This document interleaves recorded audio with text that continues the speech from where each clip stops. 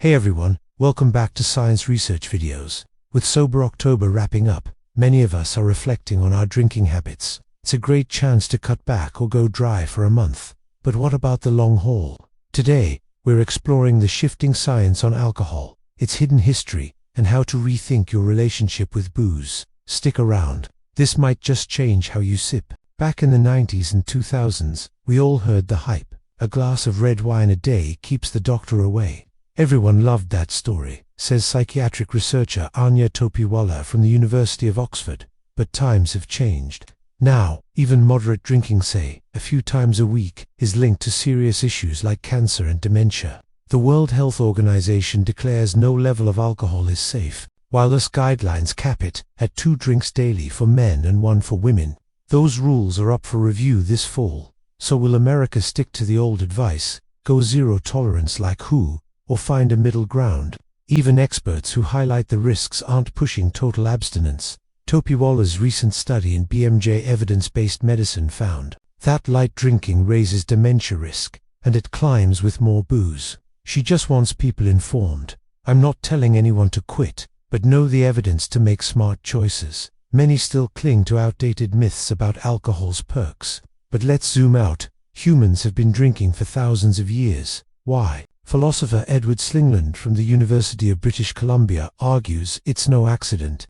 In his book Drunk, he says alcohol boosted creativity, cooperation, and social bonds. Our brain's prefrontal cortex handles adulting like bills and deadlines, but it can stifle innovation.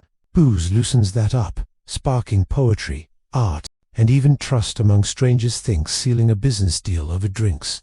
Evolution backs this. A genetic mutation causing alcohol flushing like nausea and headaches emerged 9,000 years ago in China, but didn't spread everywhere. If drinking were a pure mistake, it would have vanished.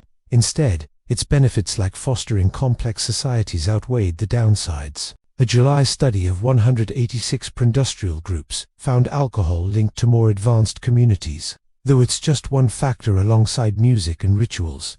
Ancient drinking wasn't like today's bar crawls. In Sumer or Greece, it was social, ritualistic, and controlled. Greek symposia were epic parties with music, poetry, and acrobats, but a symposiarch diluted wine to keep things from spiraling. Booze was low-proofed, 2 to 6% alcohol fermented from beer or fruit wines.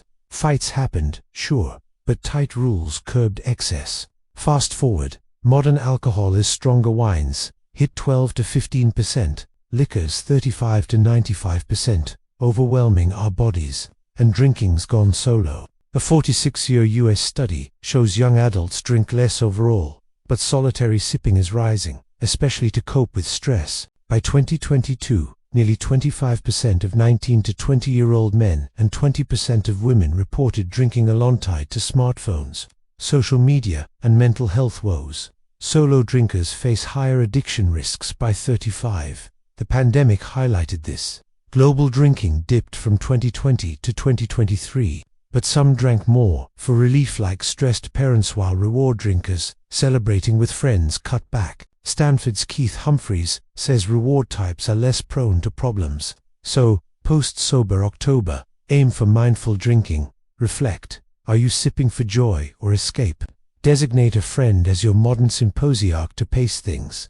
Movements like Dry January or Sober Curious encourage awareness over abstinence. What's your take, reward sipper, or ready for a reset? Drop comments below. Hit like and subscribe for more health insights. See you next time.